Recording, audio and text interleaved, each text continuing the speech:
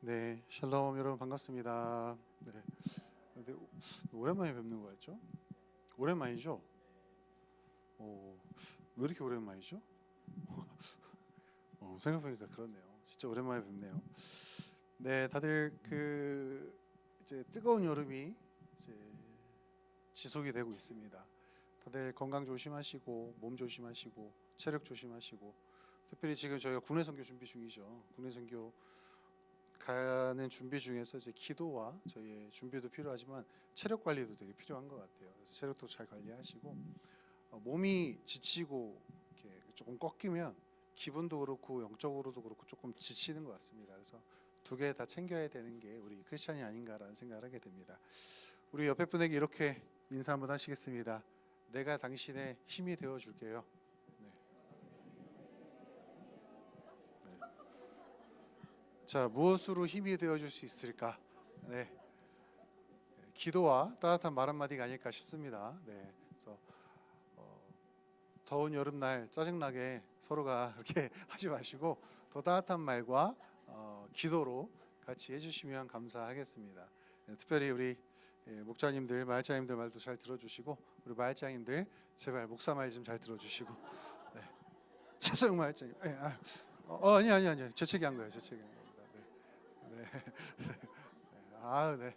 아침부터 최종 말장하고 만나서 얘기했더니 설교할 맛이 너무 나네요. 막 너무 나. 막 진짜 잘할 수 있을 것 같아요. 네. 마음이 빈곤해졌어요. 네. 네, 오늘 우리 주신 말씀 같이 읽고 같이 봉독하고 말씀 은혜 나누도록 하겠습니다. 오늘 우리가 함께 볼 말씀은 에스겔 17장 22절로 24절 말씀입니다.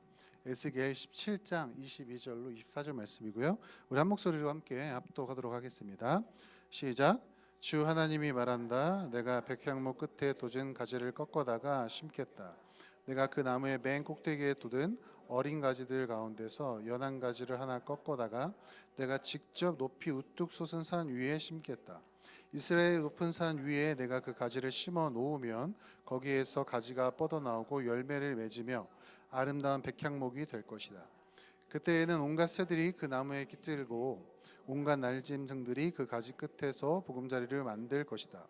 그때에야 들의 모든 나무가 나 주가 높은 나무는 낮추고 낮은 나무는 높이고 푸른 나무는 시들게 하고 마른 나무는 무성하게 하는 줄을 알게 될 것이다.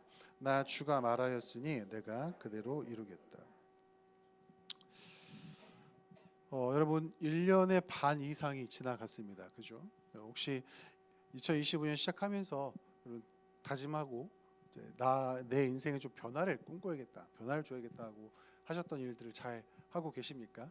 저도 몇 번 얘기를 했었는데 연초에 시작했던 필사는 망했죠. 망했다 말 쓰면 안 되는데 네, 큰일 났습니다. 잔뜩 밀려 있어가지고 제가 돌아오는 월요일부터 다시 마음을 품고 다시 끊겼던 그 부분에서 시작하지 않고 신약부터 다시 시작을 해서 조금 쉬운 도전 과제로 다시 시작을 해보려고 합니다. 네, 다시 하는 게 중요한 거잖아요, 그죠? 목사들 이렇게 쓰러지는데 여러분, 네, 우리 소영 말장님, 네, 할렐루야, 네, 겸손이라는 것을 실천하실 필요가 좀 있을 것 같습니다. 네. 이 변화라는 것이 우리가 1년을 시작할 때 변화를 주고 싶어서 이런 다짐들을 하잖아요, 그죠? 한 가지 저의 얘기를 좀 하자면 저도 저의 삶에 변화를 주기 위해서 진짜 노력을 많이 하고 있습니다. 저와 저희 아내가 저의 변화를 놓고 좀 대화를 좀 했었어요. 뭐냐면 저랑 저희 아내는 15년 이제 이번 8월 15일이면 15주기거든요. 진짜 15년인데 정말 성향이 많이 달라요. 저는 퇴근하고 그러니까 이 교회에서 업무하고 막 하고 나서 이제 집에 가면 진짜 퇴근은 이제 육퇴를 해야 퇴근인 거잖아요. 육아 퇴근을 해야 진짜 퇴근이 되는 건데 가서 나름대로 육아를 돕습니다. 뭐 예원이 목욕도 시키고 기저귀도 갈아주고 예인이 해주고 숙제도 도와주고 가르쳐주고 이렇게 하고 애들을 재우면 이제 육퇴잖아요. 그럼 저는 어떻게 생각을 하냐면 저는 이제 각자의 시간을 특별히 같이 할 게 없으면 각자의 시간을 보내면서 밤을 보내면 되지 않나라는 생각을 갖고 있고 아내도 비슷한 심정인데 그것을 같은 장소에서 하기를 원해요. 그러니까 제가 딴짓을 하고 제가 유튜브를 봐도 아내 옆에 소파나 아내 옆에 침대에서 같이 하기를 원하는 거예요. 그래서 굳이 그럴 필요가 있느냐를 15년 동안 얘기를 했어요. 얼마 전에 또 얘기를 했습니다. 그럼 저에게 좀 변화를 요구했죠. 그래서 저도 그래, 오케이 알겠다. 그러면 변화를 꿈꿔보자 하면서 노력 중이에요. 노력 중. 근데 쉽진 않아요. 아주 작은 거, 진짜 작아 보이지만 진짜 힘듭니다. 왜냐하면 새로운 것에는 항상 낯섦이라는 것이 생기고 그 새로운 낯선 환경을 극복하기 위해서 에너지가 필요하기 때문입니다. 제가 15년 동안 계속해서 아내에게 핍박을 받았던 핍박이라고 말하면 안 되죠. 네, 불만을 들었던 이유는 제가 이 에너지를 투자했지만 에너지가 우리 아내가 보기에는 가당치 않았던 에너지였던 거예요. 그래서 제가 인정을 하고 내가 변화돼 보겠다라고 하고 지금은 변화를 꾀하고 있어요. 가면 우리 아내가 이제 쇼파 옆으로 가서 같이 유튜브를 보면서 제가 보는 유튜브를 보여주고 내가 뭘 보여줄까요? 양자 역학이 막 어떻게 되냐면 막 이런 얘기들 이렇게 제가 아니 장난이에요. 그런 눈으로 쳐다보세요. 그런 얘기 할 수도 있지. 그래서 막 이렇게 보여줍니다. 막 손흥민이 골을 어떻게 넣냐면 말해서 이렇게 보여주고 얘기를 합니다. 에너지가 들어가는 것이죠. 이런 변화가 크고 작은 변화들을 우리가 꿈꾸고 원하는데 변화는 우리 마음 속에서 다짐을 하고 실천하기까지 에너지가 들어가요. 이런 변화들은 누구에게나 다 긴장감을 주고 약간 낯선 이질감 그런 것들을 줍니다. 물론 변화를 즐기는 사람들도 있어요. 막 계획을 짜다가 계획대로 일이 되다가 계획이 틀어지면 막 우후 이런 사람들이 있어요. 막 신나지 않아요? 막 익사이팅하지 않아요? 막 이런 사람도 있어요. 도대체가 이해를 할 수 없는 사람들인데 막 그런 변화를 즐기는 사람도 있지만 그런 사람들도 만약에 갑자기 직장을 옮겨서 지역을 옮기게 된다거나 아니면 뭔가 정말 큰 변화들 남들이 봤을 때도 이건 좀 큰 변화인데 라는 변화가 생기게 되면 그곳에 낯섦을 느끼고 에너지를 투자해야 되는 상황이 되기도 합니다. 어떤 경우에는 하나님께서 우리의 인생 속에서 이렇게 새로운 변화로 우리를 몰고 가실 때가 있어요. 너 변화, 내가 원하든 변화하지 않든 변화, 새로움으로 우리를 몰고 가실 때가 있습니다. 그리고 그러한 경험이 항상 우리를 두근거리게 하는 것은 아니에요. 그죠? 우리가 생각하는 변화는 막 내가 생각했던 변화는 긍정적이고 막 발전하고 내가 좀 더 나아지고 이런 쪽의 변화들을 꿈꾸고 원하는데 하나님이 가져오시는 변화라는 것은 도전에 가까울 때가 많아요. 그죠? 그렇기 때문에 항상 두근거리지는 않습니다. 자, 방금 읽었던 본문은 이스라엘 백성들이 바벨론으로 포로로 끌려간 후에 에스겔이 그발 강가에서 하나님의 영을 받고 그 이후로부터 이어지는 하나님과 대화 속에서 받았던 비전, 하나님의 묵시, 그러니까 계시입니다. 하나님께서는 이스라엘에게 어마어마한 변화, 극단적인 변화, 즉 심판이라는 것을 준비하셨고 실행하셨습니다. 그죠? 그리고 이스라엘 백성에게 그 변화는 그 심판은 하나님께서 정하신 것이니 그 흐름에 순종하여서 바벨론에 항거하지 말고 괜히 막 대들지 말고 포로로 끌려가서 그곳에서 내가 일을 순종함으로 일의 이룸을 보아라라고 하나님께서 정해 놓으셨었어요. 그리고 계속 말씀을 주셨죠. 백성들이 그것을 따랐나요? 따르지 않았습니다. 바벨론이 침공했을 때 하나님 분명히 예레미야를 통해 말씀하시거든요. 그냥 끌려가라고. 대들지 말고 끌려가. 그래야 니들이 살아라고 하셨는데 애굽에 붙고 막 아수르에 붙고 별의별 인간의 방법들을 동원하다가 결국은 바벨론에게 비극적이고 비참한 방법을 당하고 완전 멸망당해서 끌려가게 됩니다. 그리고 약 70년이라는 시간, 정확하게 70년 시간을 이국 땅인 바벨론에서 포로로 살게 되죠. 엄청난 변화죠. 엄청난 도전입니다. 그런데 이스라엘 사람들은 타고난 적응력으로 바벨론에 엄청나게 적응을 해버려요. 여러분 애굽을 생각해 보세요. 요셉 그 야곱 지파들이 70명이 갔는데 나중에 수만 명으로 불어나잖아요. 그것처럼 이스라엘 백성들이 포로의 생활로 갔는데도 그곳에서도 정착을 해버립니다. 그래서 포로 2세들, 3세들이 생겨나기 시작하죠. 바벨론에 정착을 하게 돼요. 그러니까 거기서 자기 민족들이 또 부흥을 하게 됩니다. 유대 민족들 참 특이하죠.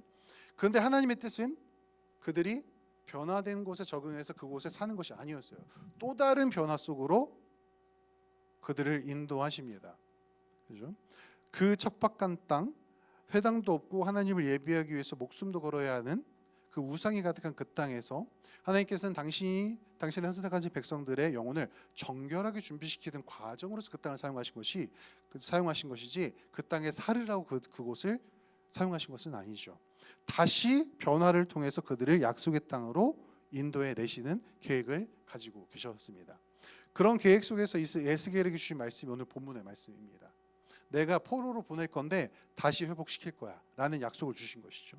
하나님께서는 이스라엘 백성들을 포로 생활 중에서도 보호하시고 자라나게 하셨어요. 그들이 엄청나게 부흥했습니다. 그곳에서도. 그리고 당신의 계획대로 다시 그들을 약속의 땅으로 돌려놓으셨죠. 이 두 번의 변화, 포로로 끌려간 것과 적응해버린 바벨론에서 다시 아무것도 없고 무너진 성전과 성벽밖에 없는 예루살렘으로 돌아가는 과정은 이 두 번의 변화는 이스라엘에게는 힘겨웠을까요? 즐거웠을까요? 힘겨웠습니다. 우리에게도 그렇게 하나님께서 원하시는 변화가 도전으로 주어질 때가 있고 또 필요할 때가 있습니다. 자, 크고 작은 변화 앞에서 우리는 어떤 자세로 하나님께 반응해야 할지 우리 함께 말씀을 나눠보면서 말씀 속에서 찾아보고 그것을 통해 은혜 누리기 원합니다. 자, 하나님께서 우리에게 새로운 은혜를 위해서 변화를 요구하실 때 우리가 기억해야 할 것 중에서 첫 번째는요, 변화는 낯섦을 넘어서 시작된다는 것을 알아야 합니다. 변화는 낯섦을 넘어서 시작된다는 것입니다. 자, 본문 22절 함께 한번 읽어볼게요. 본문 22절 다시 띄워주시면 감사하겠습니다. 한번 같이 한번 읽어볼게요. 시작. 주 하나님이 말한다.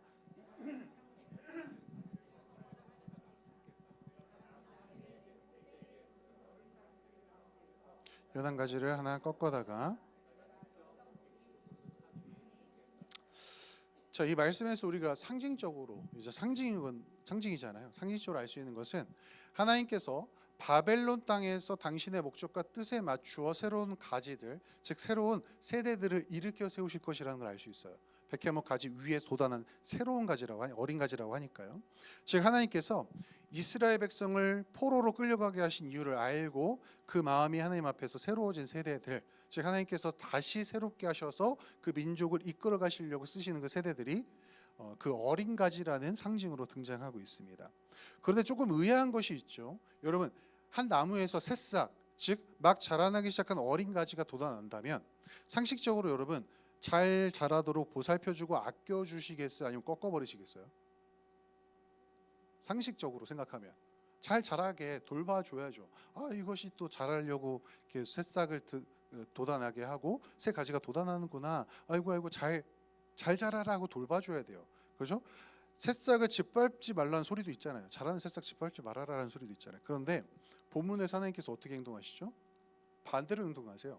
백향목, 이스라엘을 비롯한 하나님의 공동체, 하나님의 식구들을 의미하는 이 백향목, 이 백향목에서 자라난 어린 가지, 연한 가지를 하나를 꺾으신다라고 나와 있어요. 꺾으신다. 이건 잘라낸다는 뜻이거든요. 자, 일반적인 생각과 상식에서 조금 벗어난 행동일 수 있죠. 기대한 행동이나 조금 우리가 원했던 행동보다는 낯선 행동으로 보이실 수 있습니다. 낯설다는 것은 무언가 익숙하거나 자연스럽지 않고 어색하거나 흔하지 않은 경험에서 느끼는 감정입니다. 낯설다는 거죠. 옆에 분이 좀 낯설 때가 있죠. 너 오늘 좀 낯설다. 왜요? 익숙하지 않은 행동을 할 때 그래요. 뭔가 오늘 좀 낯선데 이런 것들. 제가 갑자기 그랬군요 공감하면 낯선데 이렇게 돼요. 그렇죠? 똑같은 거예요. 안 하던 짓을 안 하던 것을 왜 하시지? 막 이렇게 낯설게 느껴집니다. 자, 왜? 자, 이스라엘 백성에게 하나님의 일하심이 그렇게 낯설게 느껴질 때가 있었습니다. 그죠? 왜냐하면 말이 70년이죠. 포로로 끌려와서 70년이면 이미 아들을 낳고 그 아들이 또 아들을 낳는, 손자까지 낳는, 즉 3대가 흐를 수 있는 시간입니다. 70년이면. 그죠?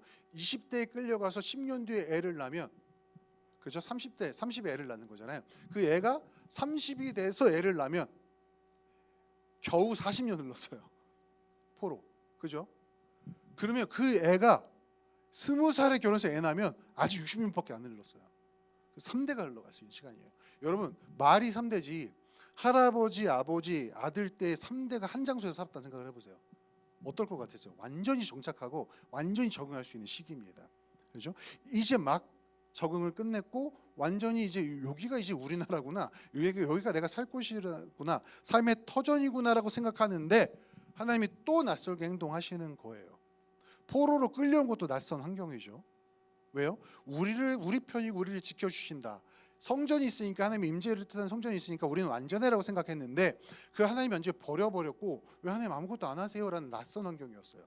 이 두 변화 모두, 포로로 끌려간 거, 포로에서 다시 돌아오는 거 모두 두 개가 다 이스라엘 백성에게는 엄청나게 낯선 변화의 환경이었습니다. 여러분도 하나님의 인도하심 속에서 낯선 경험을, 낯선 느낌을 느끼신 적이 있으십니까? 내가 생각하고 원하는 반응이나 흔히 기대했던 반응이 아니라 다른 방법으로 인도하심과 응답을 받을 때 하나님을 낯설다라고 느낄 때가 있었을 거라고 생각합니다. 여러분, 하나님께서 그렇게 낯설게 행동하시는 이유가 있겠죠. 어린 가지면 잘 자라게 해주셔야 되는데 그걸 또 꺾어갖고 잘 자라고 있는 가지에서 꺾어서 다른 곳에 심는다. 포로기에서 이왕에 정착한 거 잘 살게 해주시면 되고 거기서 흥왕해서 바벨론 그냥 먹어버리게 하시면 되지 굳이 또 우리를 왜 옮기실까? 낯설다라고 느껴지는 것들, 하나님께는 이유가 있겠죠. 여러분, 만약 한 나무 가지에서 어린 가지가 돋아났는데 이 나무가 뿌리나 줄기에 병이 들어서 죽어가는 나무라면 그 어린 가지를 살릴 수 있는 방법은 뭐가 있을까요? 나무에서 떼어내서 다시 심는 거예요. 나무에서 떼어내서 다시 심는 겁니다. 그 줄기에 나무에 병이 걸려 있다면 어린 가지라도 살려서 건강한 나무를 보존하는 방법은 잘라내서 그 나무에서 가지에서 뿌리가 돋아나 또 다른 나무가 되도록 만드는 방법밖에는 없습니다. 이제 막 자라는 어린 가지는 잘라내서 다른 곳으로 심는다면 그 건강한 나무는 보존될 수 있어요. 하나님께서 가끔 우리 인생 속에서 그렇게 낯설게 행동하시고 인도하시는 이유는, 낯설게 응답하시는 이유는 바로 우리 안에 그 낯섦을 넘어선 변화를 통하여 우리의 영적 생명력을 보존하실 이유가 있기 때문입니다. 그런 상황이 생겼기 때문이에요. 우리에게 이유가 있다는 것입니다. 여러분, 전기에 감전된 사람 보신 적 있나요? 보신 적은 없고 감전돼 보셨어요? 그래서 지금 이 상태가. 저도 감전이 돼봤거든요. 뭐냐면 콘서트를 뜯어내고 먼지가 있기를 먼지를 털어낸다고 이렇게 떤 적이 있어요. 순간 진짜 만화에 나오는 것처럼 하더라고요. 근데 저는 진짜 이거는 근데 가정용이니까 뭐 220밖에 안 되니까 그렇게 넘어갔는데, 군대에서 작업을 할 때 어떤 사람이 진짜 고압 전선에 딱 닿는 순간을 봤거든요. 근데 갑자기 타지 않아요. 이 사람이 진짜 이럽니다. 진짜 마비가 돼서. 그때 어떻게 되냐면 그냥 두면 안 되고요. 제가 그 사람 잡으면 될까요? 잡으면 같이 돼요. 진짜로. 잡지 말고 신발이나 아니면 큰 작대기로 그 사람을 쳐내야 돼요. 아파서 어디 부러질지라도 쳐서 감전되고 있는 그 전선이나 그 부분에서 떨어뜨려 줘야 됩니다. 안 그러면 죽어요. 진짜로 속이 타는 거거든요. 그렇게 빡 쳐서 잘라내야 돼요. 거기서. 그래야 살아납니다. 똑같습니다. 하나님께서 우리에게 우리의 영적 거룩과 생명력, 순전함과 순수함이 사그러들거나 사그러들다부터 꺼질 위기에 있을 때, 즉 우리가 마치 전기에 감전되듯이 죽어가고 있는 상태라면 하나님께서는 낯선 방법, 즉 나에게 익숙했던 환경과 상황들, 나에게 익숙했던 사람들이나 모두 어떤 것이든 거기서부터 잘라지는 변화든 어떤 변화를 통해서든 우리를 변화 속으로 이끌어 가십니다. 왜요? 우리의 생명력을, 영적 생명력을 보존하시기 위해서. 우리에게 익숙하고 내가 인정하는 탁월한 방법이 무조건 항상 하나님의 기준에서도 그런 것이 아니죠. 내가 볼 때 낯설다고 나쁜 것도 아니고요. 나에게 익숙하다고 해서 좋은 것도 아닙니다. 하나님께서는 우리 안에 꼭 필요한 변화, 그리고 그것이 우리의 영적 생명력과 직결되어 있기에 비록 그 방법과 그 과정이 우리에게 낯설고 서글프고 심지어 짜증이 난다고 해도 그 변화를 도전하시고 이끄심을 기억하시기를 주님의 이름으로 축복합니다. 우리에게 그런 낯선 환경을 주시는 건 우리를 살리기 위해서라는 걸 꼭 기억해 주시기 바랍니다. 우리에게는 변화가 필요합니다. 자, 우리가 그러한 변화 속에서 변화를 요구하시는 하나님의 인도 속에서 기억해야 할 두 번째 사실은요, 변화는 하나님께서 주시는 힘으로 이루어진다는 사실입니다.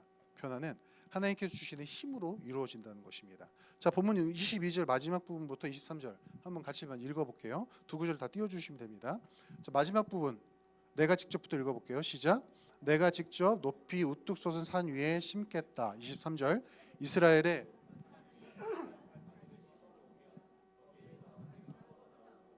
열매를 맺으며 아름다운 백향목이 될 것이다. 그때에는 온갖 새들이 그 나무에 깃들고 온갖 날짐승들이 그 가지 끝에서 보금자리를 만든다. 자, 하나님께서는 요 새롭게 돋아나는 나무 가지를 잘라내는 것에서 그치지 않으시죠. 똑 잘라내서 알아서 땅바닥에 떨어뜨려 놓고 알아서 살아봐라고 끝나지 않습니다. 요 어린 가지 여린 가지를 하나님께서 정하시고 준비하신 곳에 심겠다라고 말씀하고 계세요. 심겠다. 이스라엘 백성들은 이 세상에 하나님께서 통치하신 하나님의 나라를 열방에 보여주기 위해서 약속의 땅으로 부르심을 받았습니다. 즉 약속의 땅으로 불러주신 이유는요, 여기서 너희가 나라를 형성해서 하나님이 통치하는 나라에 하나님 나라의 모범을 이 땅에서 보여줘야 돼라는 목적으로 그 땅에 심으신 거예요. 하나님께서는 그곳을 영적으로 풍성하고 귀한 곳으로 준비해 주셨고 이스라엘 백성의 하나님으로서 그들을 다스렸습니다. 그런데 이스라엘 백성들은 열방의 하나님의 선택받은 민족과 국가로서의 영향력을 열방에게 준 것이 아니라 오히려 어떻게 했죠? 열방, 세속의 세상으로부터 영향력을, 세속의 가치와 우상 숭배의 영향력을 받아버렸어요. 자, 그 가지, 그 나무가 병들어 버리게 된 것이죠. 하나님이 이스라엘 백성을 70년간 바벨론 포로 생활 가운데 두셨습니다. 여러분 왜? 여기서 질문. 교리반 들으신 분들은 아셔야 되는데, 자 70년일까요? 왜 굳이 70년의 시간을 두셨을까요? 아, 고려반 들으신 분들 지금 멍해지시면 가영이 코 예쁘게 뜨고 70년 왜 70년일까? 한 명 세워갖고 제가 설명을 들어봐야 될 것 같은데 우리 다혜가 미안해. 네. 다혜가 눈에서 레이저가 나왔어요. 네. 뭐야 졸았대요. 네. 자 이스라엘은요 희년이라는 하나님께서 정하신 절기가 있어요. 희년 아시죠? 희년. 자 7년 주기로 돌아가는데 7년이 되는 해에 모든 빚과 노예들을 탕감하고 풀어주게 돼 있는데 또 하나가 뭐가 있냐면 경작하던 땅을 건들지 못하게 돼 있어요. 땅의 원기를 회복할 수 있도록 땅이 스스로 맺는 열매들을 먹을 수 있으나 인간이 경작을 해서는 안 돼요. 그냥 내버려둬야 돼요. 땅을 쉬게 두는 거죠. 쉬게 두는 겁니다. 이게 희년이에요. 희년. 자 이스라엘 백성들이 가나안 땅을 창지하고 이스라엘 국가를 형성하고 나서 희년을 지켰다 안 지켰다? 단 한 번도 안 지켰어요. 단 한 번도 안 지켰습니다. 자 그러면 여기서 약간 숫자 싸움이 나오는 숫자 놀이가 나오는데 저희 신천지 아니에요. 숫자 나온다고 다 신천지 아닙니다. 자 7년이라는 시간을 왜 7년이라 주셨을까? 하나님의 거룩한 숫자가 7이에요. 성경에 나온 7. 그리고 10이라는 숫자는 뭐죠? 하나님의 완전수입니다. 거룩하게 그 땅을 준비시키시기 위해서 하나님께서 완벽하신 방법으로 이스라엘 백성들을 이스라엘의 땅에서부터 분리시켜서 그 땅을 70년, 7 곱하기 10, 그죠? 거룩한 하나님의 완벽한 뜻으로서 완벽히 회복시킨다는 뜻으로 70년 동안 포로기에 두신 거예요. 70년 동안 그럼 이스라엘, 예루살렘 땅 어떻게 됐죠? 완전히 쉬게 됐어요. 아무도 건들지 못한 폐허였거든요. 그냥 아무도 건들지 못하는. 그렇게 하나님께서는 그 땅을 회복시키신과 동시에 또 누구를 회복시키셨죠? 하나님의 선택하신 백성, 이스라엘 백성들을 회복시키셨습니다.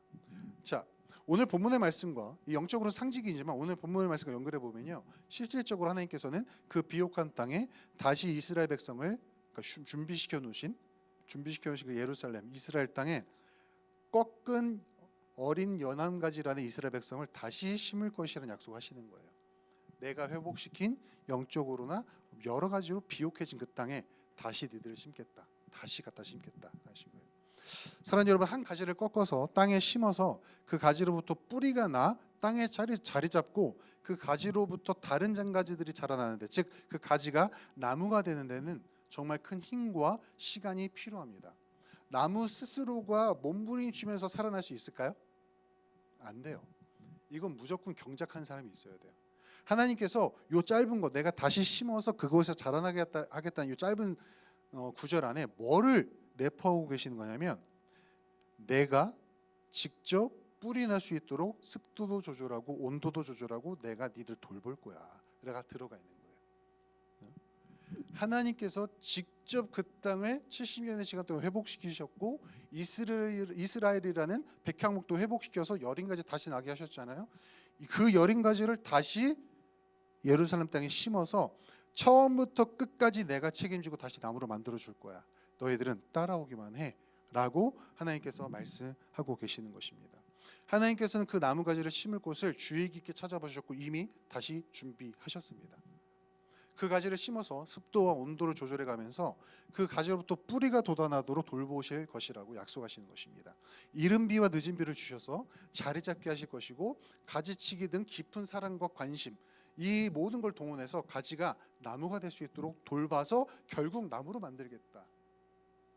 그냥 나무도 아니죠. 어떤 나무예요? 새가 깃들이고 온갖 들짐승이 깃드는 풍성한 나무로, 복된 나무로 만들겠다라고 약속하시는 것입니다. 여러분 인생 가운데 하나님께서 낯설고 두려운, 부담이 되고 심지어 짜증이 동반되는 그런 정도의 변화를 요구하신다면 여러분 이 사실을 기억해 주시기를 주님의 이름으로 소망합니다. 하나님께서 내 영적 생명력을 깎아먹고 내 영적 순결을 꺼뜨리는 그 땅과 그 나무에서 나를 꺾으실 때는 이미 나를 더 풍성하고 건강하며 영적으로 생동력 있게 살 수 있게 해주는 새로운 땅을 준비해 놓으셨음을, 그리고 그곳에서도 정착할 수 있는 모든 과정도 하나님이 책임져 주실 마음을 품고 계심을 여러분 믿으시기를 주님의 이름으로 축복합니다. 물론 그 땅에서 우리가 두 손 두 발 놓고 가만히 있어도 된다는 건 아니에요. 나무도 가지도 나름대로 노력을 해야 합니다. 아무리 그렇게 돌봐도 나무가 죽어버리면 끝나는 거예요. 그죠? 자, 물도 주고 습도도 조절해도 가지 자체도 의지를 가지고 살아내야 되는 거죠. 여러분 우리가 진짜로 이거 상징이잖아요. 진짜 나무는 아니잖아요. 그죠? 우리는 인격을 가진 사람이잖아요. 그죠? 사람이란 가지 상징이잖아요. 자, 하나님께서 우리 인생 가운데 주시는 변화를 진심으로 감사한 마음으로 받아들이기를, 즉 그분의 뜻에 감사함으로 순종하기를 원하십니다. 그리고 이제 마치 내가 순종해 드렸으니 이제 알아서 다 해주셔야죠 라는 자세가 아니라, 하나님께서 옮기신 것은, 변화 가운데로 인도하신 것은 이유가 있으니 부르신 그 자리에서 최선을 다해 살아나겠습니다라는 최선을 다하는 순종하는 마음과 자세와 태도가 실천이 필요하다는 것입니다. 그러나 이 모든 것을 통해서 하나님께서 직접 우리 안에서 큰 변화와 승리를 만들어내실 것입니다. 하나님이 하시지만 우리의 몫도 남겨놓으셨다는 것이죠. 자, 순종함으로 주님 앞에 최선을 다해 살아내는 인생에 주님께서 더욱더 크고 놀라운 역사로 갚아주실 것을 믿습니다.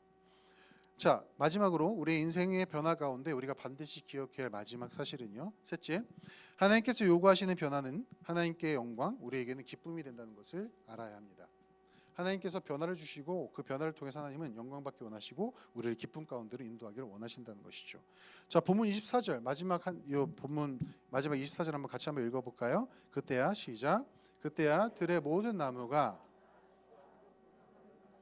낮은 나무는 높이고 무성하게 하는 줄을 알게 될 것이다. 나 주가 말하였으니 내가 그대로 이루겠다. 아멘. 자, 여러분 보세요. 여기서 하나님께서는 우리 인생에서 당신께서 이루시는 이 일들, 변화를 포함한 모든 역사를 통해서 열방에 그가 만물의 왕이 되시며 모든 것이 그분의 통치 아래 있음을 보여주실 것입니다. 이스라엘 백성에게 하신 말씀이 그거예요. 모든 나무가, 이 나무는 상징이잖아요. 모든 열방이라는 뜻이거든요. 모든 열방이 내가 하나님인 거 알게 될 거야. 내가. 그죠? 그리고 그것을 통해서 하나님께서는 모든 만물, 모든 열방으로부터 유일하며 전능하신 왕, 유일하신 신으로 인정받고 영광받게 될 것이다라는 것을 얘기해 주고 계시는 거예요. 여러분, 높은 나무를 낮추시고 낮은 나무를 높이신다. 푸른 나무를 시들게 하시고 시든 나무 푸르게 하신다. 무슨 뜻이에요? 세상의 기준과 원리가 아니라 하나님의 기준과 원리로 심판하고 모든 것을 대갚아주고 모든 것을 응징하거나 갚아주는 시간이 올 것이다라고 예언해 주시는 거예요. 마지막 심판에 대한 내용입니다. 심판에 대한 내용. 자, 여러분, 근데 이것을 우리가 기억해야 돼요. 무조건 푸르다고 마르게 하시는 게 아니에요. 무조건 높다고 해서 낮추시는 게 아닙니다. 아까 제가 말했죠. 하나님의 기준으로 보아 판단하신다고. 하나님의 기준으로 보아 건강하게 푸르르면 더 푸르게 하실 거예요. 하나님의 기준으로 보아 잘 자란 나무면 더 잘 자라게 하실 겁니다. 예수님 말씀하신 것 중에도 뭐가 있어요? 달란트 비유에도 뭐가 있어요?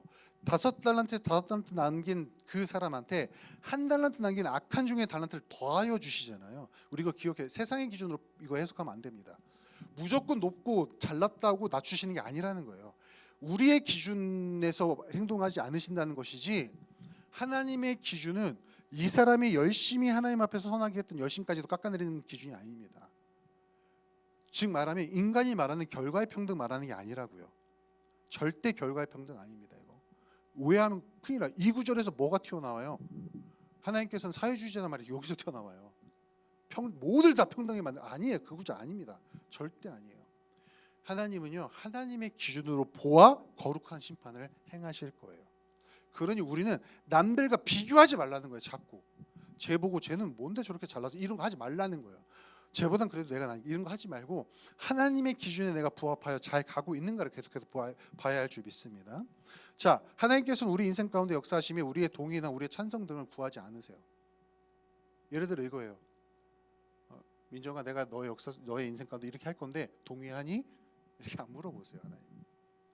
자, 하나님은요, 하나님으로서 모든 것을 주권적 섭리에 따라 역사하시며 일하십니다. 아멘이신가요? 여러분 동의하든 찬성하지 않든 아무 상관없어요, 사실은요. 그러나 그 모든 일하심은 결국 우리에게 가장 좋은 것으로 가장 선한 역사로 돌아옴을 믿으시기를 주님의 이름으로 축원합니다. 하나님은요, 우리를 만드신 분이시기 때문에 우리의 모든 것을 가장 잘 아시고 우리에게 가장 좋은 것도 정확하게 완벽하게 알고 계십니다. 그리고 이분은요, 인격적이셔서요, 우리에게 강압적으로도 역사를 하진 않으세요. 우리에게 동의를 구하진 않지만 우리의 마음과 마음의 평안을 위해 기다려도 주시는 분입니다. 주권적으로 역사하시지만 시간을 우리에게도 맞춰주시기도 하시는 분이심을 믿으시기를 주님의 이름으로 축복합니다.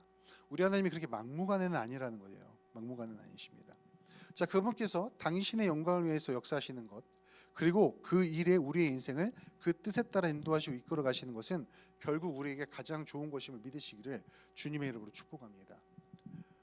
마지막 날에 가면 밝혀질 거예요. 마지막 날에 가면 하나님께서 나에게 주셨던 이 변화와 도전들이 어떻게 나의 상급이 됐고 나에게 어떻게 좋게 선하게 작용하는지 마지막 날 가서는 정확하게 알게 될 것입니다.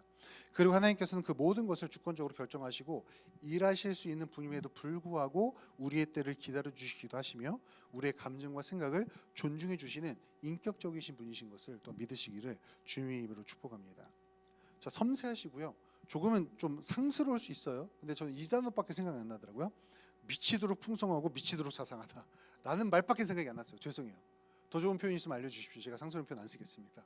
정말 환장하게끔 섬세하세요. 와, 진짜 미치겠네. 이런 단어밖에 안 나와요. 진짜 제 고백에는. 야, 진짜 이거 진짜 아닌데? 정말 이렇게 자상하시다고? 이렇게 따뜻하시다고? 그냥 밀어붙여도 되실 분이 나의 때를 기다려 주신다고? 내가 깨달을 때까지 천천히 내 손 잡고 걸어주신다고? 야, 이건 진짜 미쳤다라는 말밖에 안 나옵니다. 하나님이 이스라엘 백성들 가운데 두 번의 변화를 통해서 이루시려고 했던 일은 정말 천한 일이었고 그들을 위한 일이었어요. 우리의 인생 가운데도 동일하다는 것입니다. 자, 그런 하나님께서 여러분에게 지금 어떠한 변화를 원하고 계실까요? 어떤 변화를 도전하고 계십니까? 지금 여러분의 인생 가운데 하나님께서는 어떤 변화 가운데로 여러분을 이끌고 도전하며 끌고 가고 계십니까? 여러분 스스로가 아실 거예요. 여러분에게 필요한 변화, 여러분에게 주신 하나님의 도전, 엄청난 도전들이 있을 거예요. 하나님께서 부르시는 그 변화의 자리, 그 도전의 자리에서 하나님의 기준과 성령 하나님의 감동하심으로 순종하여서 하나님의 영광의 도구로 쓰임 받으시는 여러분 되시기를 주님의 이름으로 축원합니다. 그래서 여러분의 인생 가운데 세상이 줄 수 없는 기쁨과 만족, 샬롬으로 가득 차기를 주님의 이름으로 축복합니다. 여러분, 아주 크고 작은 변화들이 우리 인생 가운데 있어요. 우리 목원들 가운데는요, 국내 선교 참석하는 게 엄청난 변화일 수도 있어요. 그죠? 여러분들도 그럴 수 있습니다. 엄청난 변화. 내가 이번에는 정말 예를 드는 겁니다. 그렇게 하라는 게 아니라 이번에는 내가 금요일날 직장 때문에 항상 후발대였는데 변화를 좀 가져와 볼까? 그냥 연차 쓰고 내가 한번 선발대로 가볼까 하는 변화일 수도 있어요. 하나님께 도전하시는 것이. 사역으로 예를 들어서 설명하는 것은 한 방에 와닿기 때문에 설명하는 겁니다. 내가 지금까지 이렇게 헌금을 이렇게 드렸는데 생각해 보니까 너무 하나님께 짰던 것 같은데 변화를 좀 줘볼까? 이런 변화일 수도 있다는 거예요. 여러분, 마음의 변화만이 변화가 아닙니다. 변화는 행동으로 나와야 진짜 변화예요. 내 마음의 변화는 행동의 변화로 나와야 진짜 변화입니다. 하나님의 도전은요, 챌린지 억셉티드, 원래 오늘 제목이 이거였거든요. 챌린지 억셉티드, 받아들입니다, 도전합니다 이거였는데 챌린지 억셉티드라는 마음의 고백으로만 받아들여진다고 되는 것이 아니에요. 하나님의 도전은요, 받아들이고 실천해야 진짜 도전을 받아들인 겁니다. 하나님께서 여러분에게 어떤 도전을 주십니까? 어떠한 변화로 이끌고 계세요? 제발 그만 무시하시고 순종하시기를 주님의 이름으로 축원합니다. 여러분, 짜증나죠 가끔? 아, 진짜 이것까지 진짜 하나님 진짜 이것까지 하라고 시키세요. 진짜 내 마지막 남은 자존심인데 이것까지 포기하라고요? 내가 진짜 목자 내가 안 한대요? 지금은 아니라고 했잖아요. 내가 지금은 아니라고요. 왜 자꾸 있냐, 마음에 그냥 자꾸 이러시면 저 예비 목자도 내려놔요. 예비 목자도 들으라고 하는 소리입니다. 네. 얼굴 빨개지는 사람들 가영이 코 예쁘겠더라고. 그게 도전일 수 있어요. 목자님들도 마찬가지예요. 아니 하나님, 제가 목자하는 것도 숨이 헐떡거려 죽겠는데 마을장으로 준비하는 게 말이 돼요? 지금 여기도 지금 가랭이가 찢어질 것 같은데 그런 도전일 수 있다는 거예요. 실질적으로 말씀드리는 거예요. 아니면 진짜로 제가 지금 목자 자리가 너무 좋은데 하나님 내려놓으라고요? 이거 너무 큰 도전 아닙니까? 일 수도 있어요. 호플리 아니기를 바랍니다. 네. 철렁하네요. 괜히 말했다 싶네요 지금. 기정 목자님 왜 눈이 반짝거리시죠? 여기서 은혜 받으시면 안 돼요. 네. 송이 목자 송이 자매 좋아 죽네요. 네. 어디 모건이 목자들 사이에 껴가지고 지금. 여러분, 어떤 도전이든지 간에 하나님께서는 우리를 가장 선한 길로 인도하시기 위해 주시는 거예요. 아멘이신가요? 여러분의 경험과 생각과 지식으로 하나님의 도전과 변화를 판단하지 마세요. 하나님께 맡겨드리고 순종했을 때 변화 뒤에 감춰져 있는 은혜가 물밀듯이 들어올 줄 믿습니다. 여러분, 그 은혜 맛보고 싶지 않으세요? 전 너무 맛보고 싶거든요. 그래서 2학기 때 저 스스로에게도 도전할 거예요.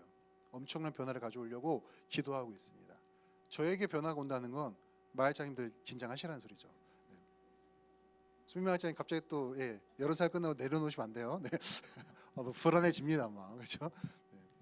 네. 여러분, 우리 같이 하나님의 도전과 변화를 받아들여서 그 너머에 있는 은혜를 누리는 이번 여름 사역과 또 2학기와 여러분 인생 되시기를 주님의 이름으로 축원합니다. 자, 우리 함께 찬양하고 기도하시도록 하겠습니다.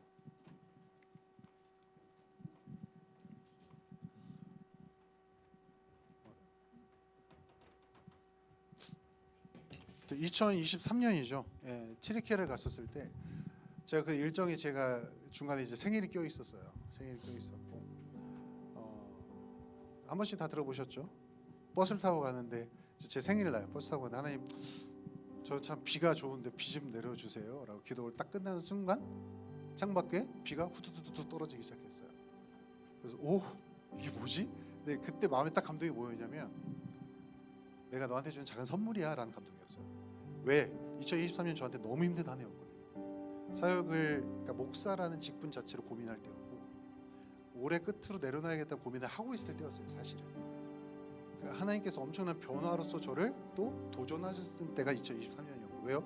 2022년까지 제가 천일 일지고 있었고 이 지구는 정말 가면 나는 죽는다 생각하고 왔거든요. 최소영 말장 같은 분들이 후두룩하다, 숨 막혀서 어떻게 사냐. 저의 성향과 너무 안 맞는다 생각해서 이 공동체가, 그래서 너무 힘든 상황이었어요.